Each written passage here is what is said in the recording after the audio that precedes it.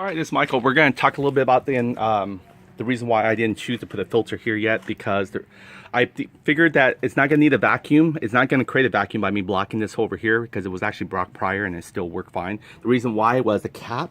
If your cap has one of those kind of ventilation kind of hole like this right here, what it does is it allows it to able to create a suction of air coming into it. I just don't know really exactly how it does it, but it does. But it won't let air pretty much escape out, but it allows it to suck air in, so it doesn't create a vacuum, and the gas can still flow right through it. So the hose line that I use is 1/4. Pretty much here is the sizes here. I use a good brand. I use the Helix brand that we carry here in our shop. Helix hose. See, 1/4 inner diameter and outer diameter. I believe the other one might be 3/16. It's a smaller one. And that's the one I use for like the smaller connection, which is kind of rare. It's just like right here, really. I think the rest were pretty much, see, this one uses the big 1/4 outer diameter. Definitely the fuel line all use 1/4 diameter. This one right here, the crank ventilation, was 1/4 outer diameter. And then this one right here is also 1/4 diameter. So pretty much you're good if you actually get mostly 1/4 diameter. The most of the time you'll probably, if you do decide to, maybe get a smaller hose to run to your crank vent. But I chose to use the bigger one because that's where the crank vent size is on that one. So now what we're going to do is we're going to pretty much talk about changing our transmission oil and gear oil, something like that. So this is pretty much, also I want you to know, I also replaced the NCY brake pads here. You can see they're blue color, really nice. These were actually wearing out first, the back one. So what I did was I rotated. The front one didn't wear out much, so I took the front one, moved it to the back. I'm sorry. I took the back one and I just discarded it, and I took the front one and I kept it pretty much there because I guess the front one was still good, and then I just replaced the back one here. So that was kind of it. And these are the package here that looks like it. There we go. That's the NCY one. And then also the Jing one, we tie strapped it really nicely with some metal tie straps, and these are a little different than what you expect from a regular plastic tie strap. I got them from Harbor Freight. Wasn't that expensive. They're like $7 for a pack of, I think it was like maybe 30 of them in there. And what I did was, if you can see here, it's like a ball bearing on the connection ends, and once you kind of sort it in there, it just locks in and you can just tie a strap. So I put two here and then one going across. You can see it actually loops right here. I had to bend the old frame that was holding the original CDI. I'll show you what the tie straps look like. I tried different tie straps, and I think these ones were the best. They're like stainless steel metal tie straps here. See it? There you go. You get them at Harbor Freight again. They're like $7, 6 something change, and they're like almost, I guess maybe 30 of them in there, or about 25 pieces. Yeah. So got that tie strap. I want to show you. I split the wires and everything like that. So like I said I was going to do, as I was going to tap the wires for my harness, which I just pretty much cut it out completely. I found the ends of it, so you can see the red wire here. So get resolution. Okay, so the red wire here went to the black wire, pretty much your positive DC, and then my black wire from my Jing one went to the green wire of my wire harness, and that's my ground. And then the blue wire is your pickup stator wire, and that went to, I just want to clarify again, like I said, it's going to be the yellow with black stripes. It's not two wires, okay? It's just one single wire. This one's kind of hard to twist around, but there is a black on the other side of it. Let's see if I can twist enough where you can see it. See there? It's yellow and black. It's one wire, okay? Not like I tapped into two wires, a yellow and a black one. And there is a black and white wire here that was coming to the harness as well, but we didn't use. So you can see here what's left of the old wire. In fact, here I'll show you exactly what was not used when we took everything out. So here we go. We got this in from the coil. You can see here I kept the ground wire on there, just kept the bolts back on there, and I kind of twisted this downward because we're not going to be using this pickup wire for the ignition coil anymore. Because again, this has a built-in ignition coil wire, which I didn't have to trim any. I just pretty much screwed it on there. I did borrow well, I didn't borrow, I actually decided to use the cap here because it actually covers the fan shroud housing much more thoroughly than the NGK one. So these were what we didn't use from it. You can see here all the components here. There you go. And we didn't use actually the original Jing one here, and it came with the blue cap. So we didn't use this one, and we didn't use the NGK. This was the old cap here that protected it. I just used the Jing one because it was a little bit more covered up, and it also protected a little bit more in the fan shroud area.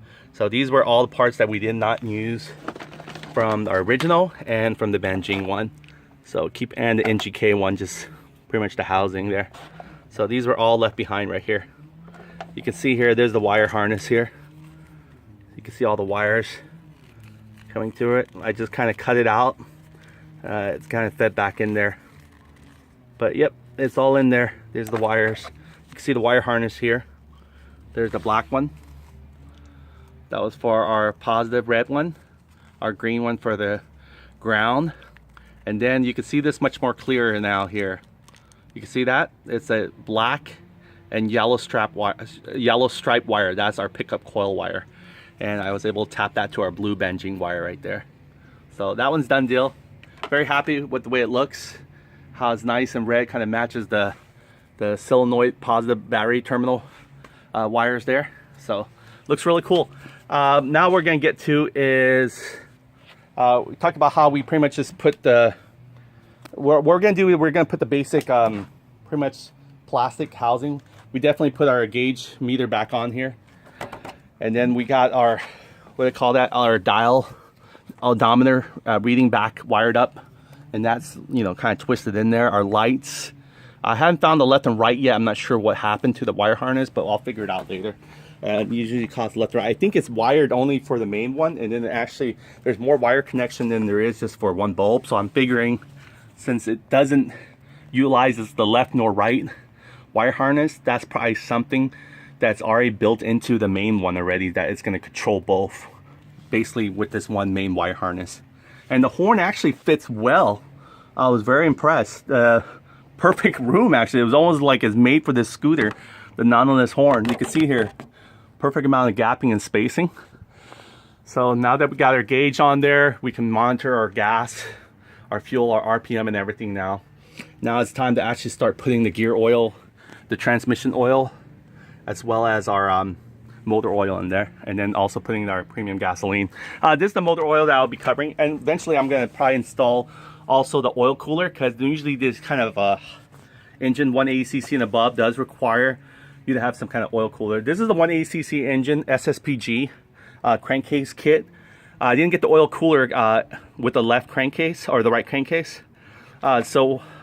With the right crankcase, so I got pretty much, I'll need to install the external one, which is fine. I'll just install the NCY. It does have the coastal oil pump in there.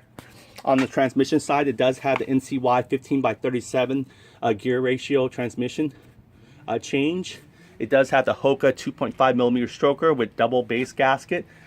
I was told that just in case it might hit. It's using a 96 link change, I believe.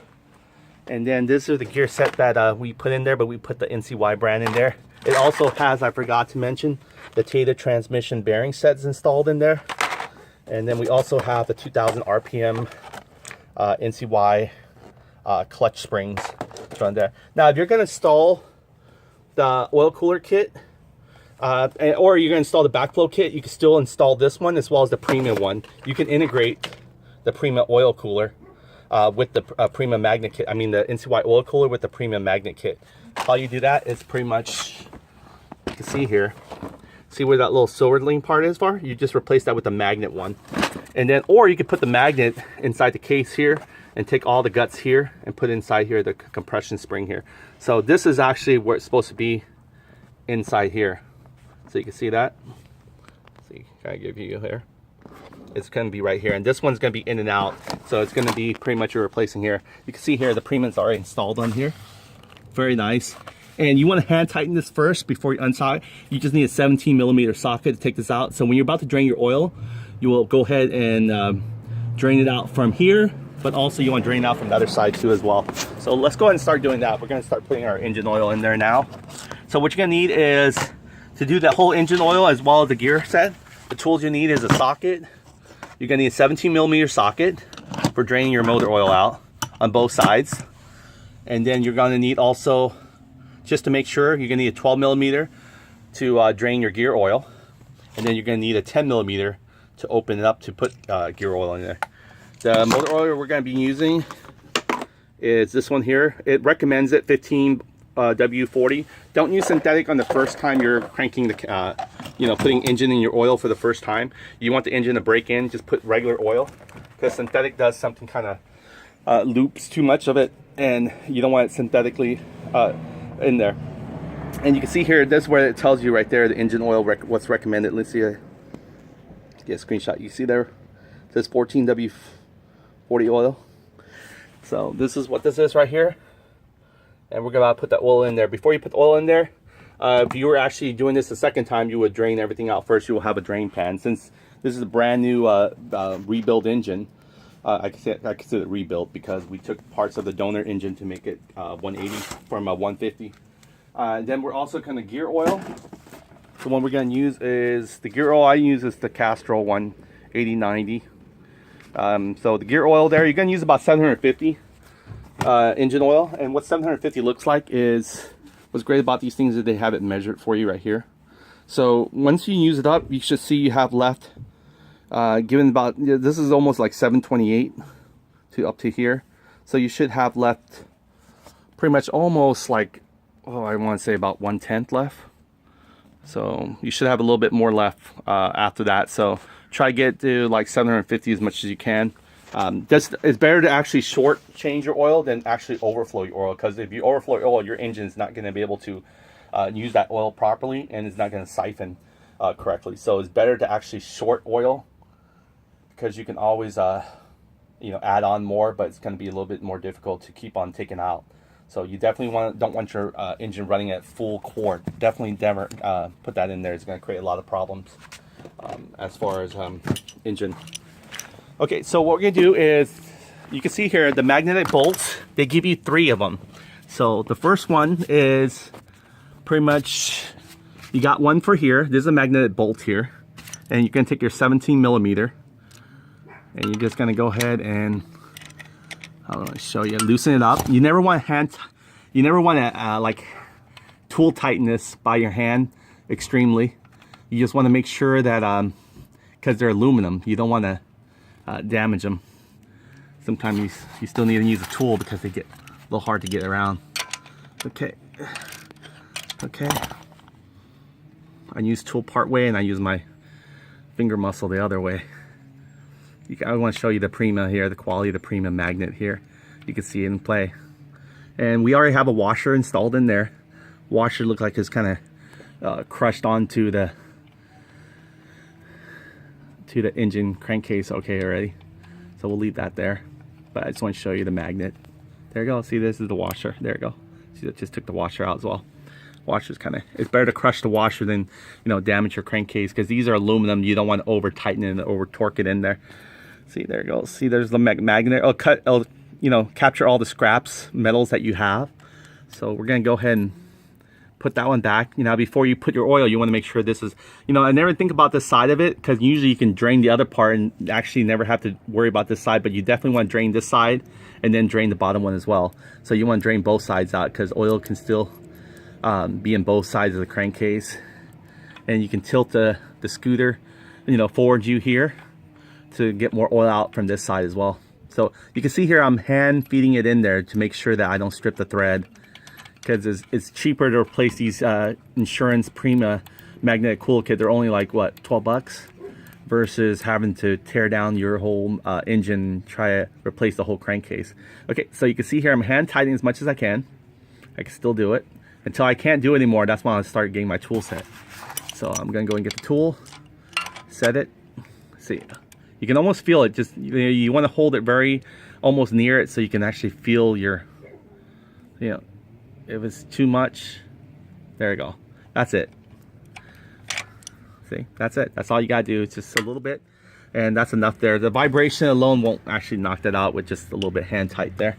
Okay, and then here's the other oil set for the transmission. It's on here on this side, and you're gonna need a 12 millimeter for that one. So let's see if I can get a 12 millimeter here.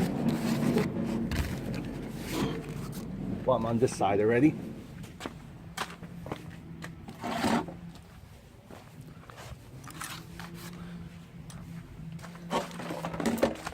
Oh, There's a 12 millimeter. So this is for draining out your gear oil now. The gear oil also has a magnetic. Okay.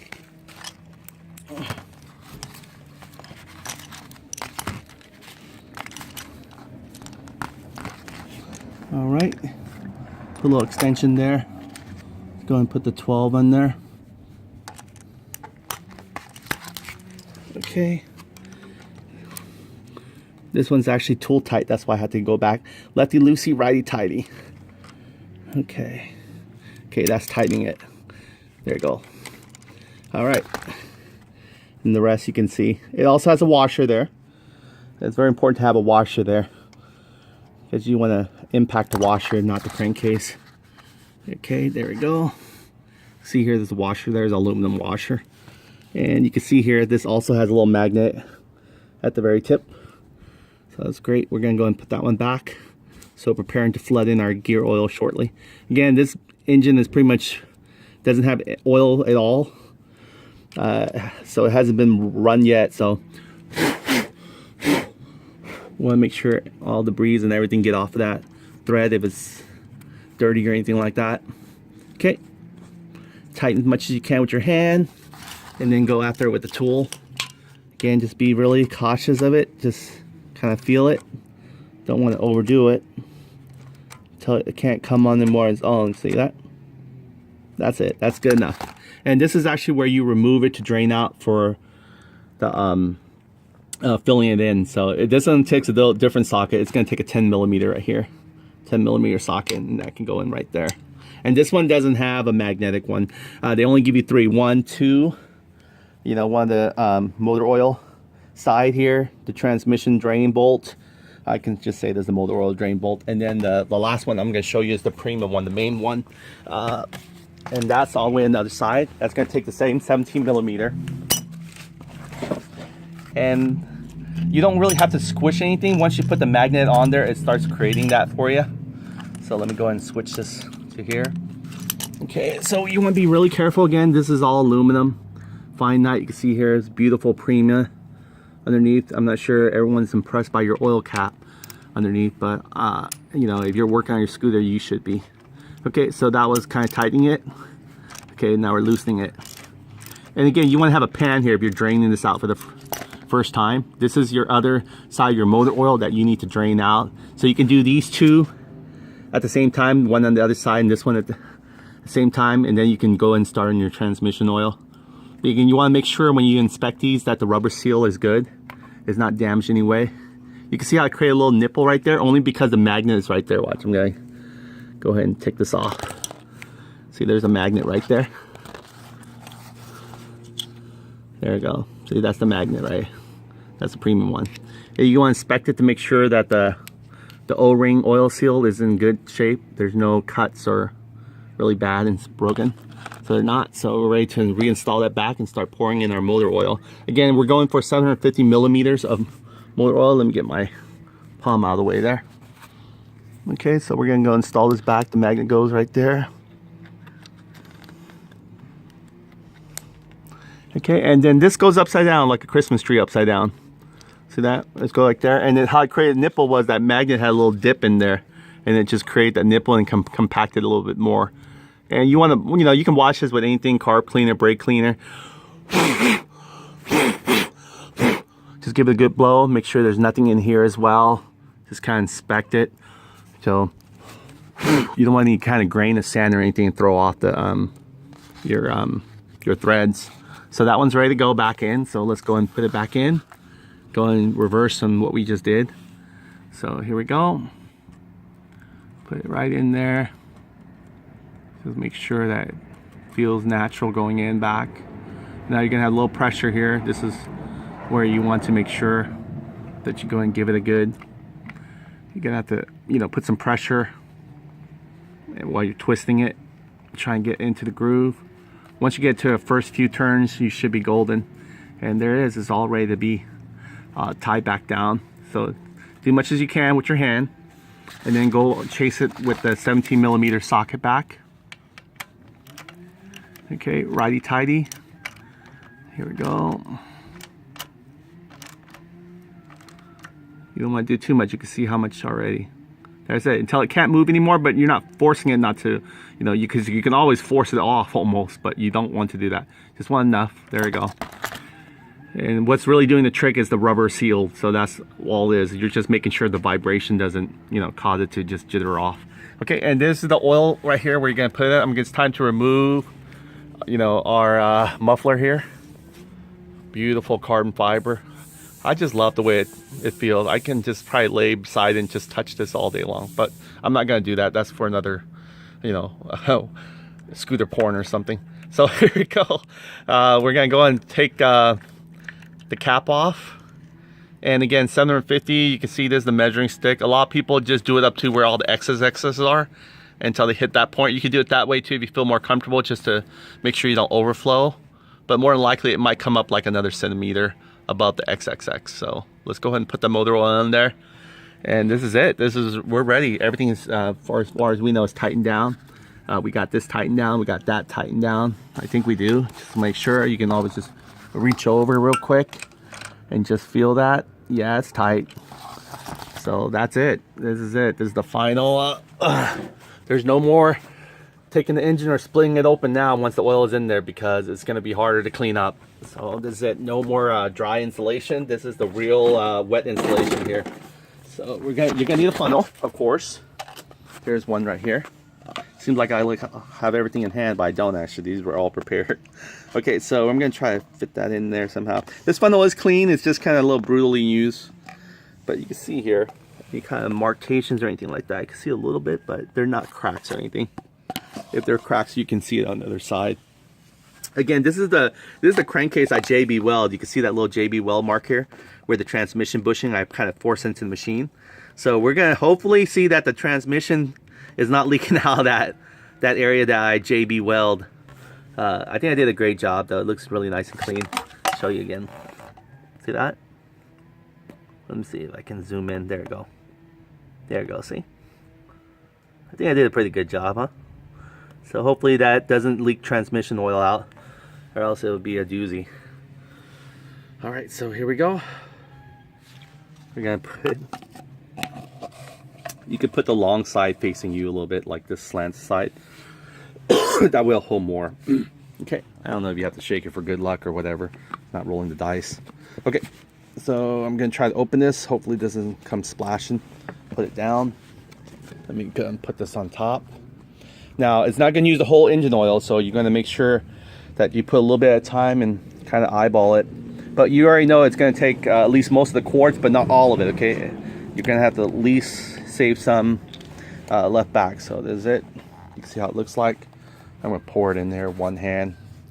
Hopefully it doesn't, if this spills, boy, it'll be a doozy. I'm gonna make sure it can hold the weight. Okay, so maybe I can knee it a little bit. There we go. All right, here we go. I'm pouring in the 40 15W 40 Dello Chevron brand, the last of its kind. These were on sale actually. I believe at the auto parts store. I don't know why. She said it was pretty popular, you know, motor oil. There we go. It's pouring. And then, you know, within a day, we're probably going to start running the engine. But we want to make sure there's no leak or anything like that after we poured all the oil in there already. So this is it. It's going in there. So whatever cobweb or spider web that's been hanging out there making its home, I tried to warn it, gave it many times to get out. There's no going back for this one. Okay, so you want to take a look how much I poured so far. You can see here, I only poured almost 100 millimeters so far. So it got a long ways to go. There we go. I don't want to backflow onto my knee here. Alright, so it's getting there. I'm halfway now. Yep, the goal is 750 milliliter, not millimeter. Okay, how does it look? Still has, it's okay. Quite a bit left to pour in still. Again, you'd rather be short motor oil than overflow, because it'll be harder to take out back. You can always drain it out back, but it's Okay, it's a little bit more mess. Okay, so we're almost there. I'm gonna go up to that 200 mark and I should call it. I think it should be fine. 200. Yeah, because it was a little bit over. I think it was like over 875, I think. So we'll go up to 200. We'll leave it that. That went over a little bit, but that's okay. All right, let it suck in. The last of its kind there going in. And then you could be for certain where it stands is you just pretty much put the dipstick. That would really give you a true reading. So far so good. I don't see any oil leaks yet. But then again, the engine hasn't really turned over yet to really siphon the oil all the way through. All right, so then you want to get a little wet rag. Just be prepared. Well, let's see if I have any. Where is my wet rag? Or just a little paper towel. I have some lingering around. Okay, let me grab some right now. Okay, see where we're at. All right, kind of lay this down here. Okay, so what you're gonna do is you're gonna put your dipstick in there and see where it's at. Dipstick is dry right now. You can see it has no oil at all. It's kind of dry, and our goal is at least past the XXX mark. Okay, careful not to hit the wall, because you hit the wall then. Sorry, I made that, so let it rest for a second there. You always want to make sure you change your oil on level plane like this, because even though our driveway is kind of slanted, it wouldn't give you a good reading. So I kind of get to elevated area where it's kind of flat plane.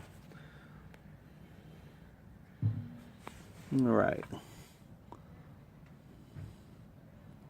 See how that looks. Whoa. Yeah, I'm not sure it's just me, but it went over a little bit there. Should be okay.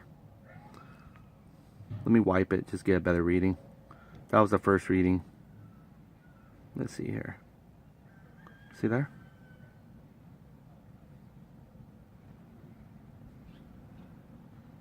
Again, it hasn't probably funneled through all the chambers yet. Trying to get the resolution there for you.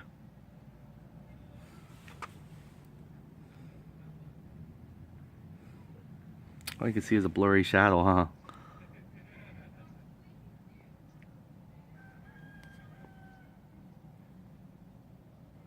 Okay. All right, so what I'm gonna do is gonna wipe it, and we're gonna do another reading test here.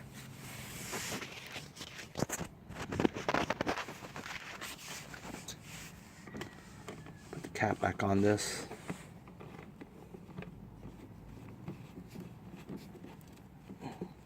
Yeah, Sherwin's a good brand. I always like their gas. Okay, let's go for another dip.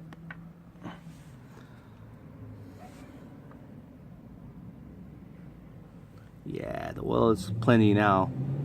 So it's about there. And when the engine starts, it might soak in a little bit more too. So I think that's it. That's enough engine oil. So we're good. We're gonna go and close it up. Okay, now it's time to go ahead and look in the transmission oil. Our transmission gear oil. Here we go. So that's good for the motor oil there. Engine has finally had its first drink here in what, a year now? It's been a while since we took the scooter out and continue our building of it. So okay, leave that there. All right, we won't need this anymore. We can set it aside. Put it right here. All right, now it's time to go ahead and pretty much you want to tilt the scooter when you get a chance to, maybe have someone to help you. But if you don't have anyone to help you, like I'm in right now, you can just do the best you can. It's going to squirt some out, but that's okay. Or you can actually maybe frame the scooter the other way. So what I'm going to do is frame the scooter the other way. That way I'll have a little bit more incline where it could be facing. I can get more gear oil in there. So what I'm going to do is set this up. See it here. Okay, I'm gonna move the scooter a little bit. I'm gonna come from the other side.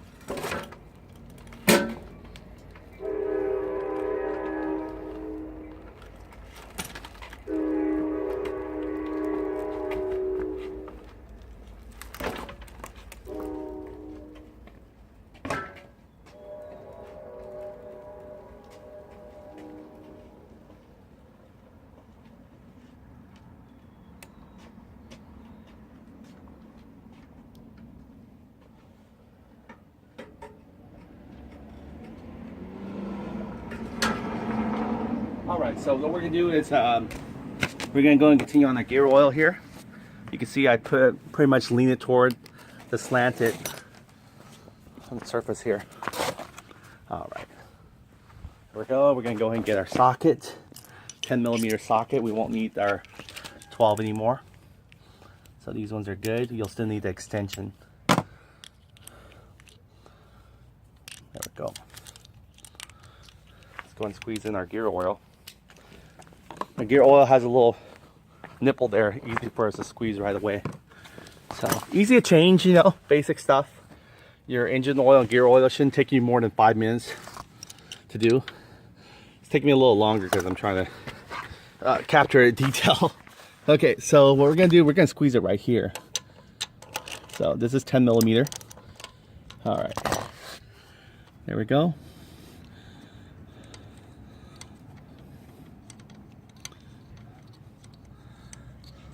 Coming.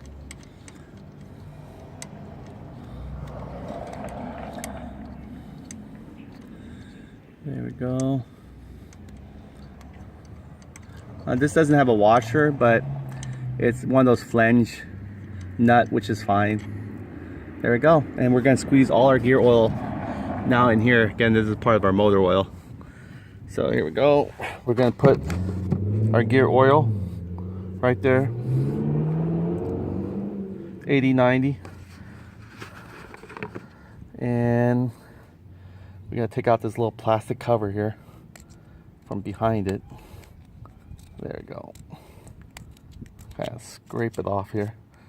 Oh great, got one level. There you go. Slide out, huh? We kept it in there too. There we go, popped it out. Now we have a little clean nipple here we can squeeze in. So you can see here what looks like almost like a syrup color. When it's used up, it's almost like a dark coffee color. You can see there. I don't know why my resolution is not giving it to me today. I think I played with the resolution zooming in. That's probably what threw it off. You can see here it's like a maple color. There we go. Put the nipple in there. And then it's kind of slants as much as we can. And we're just going to keep on, you know, flooding with gear oil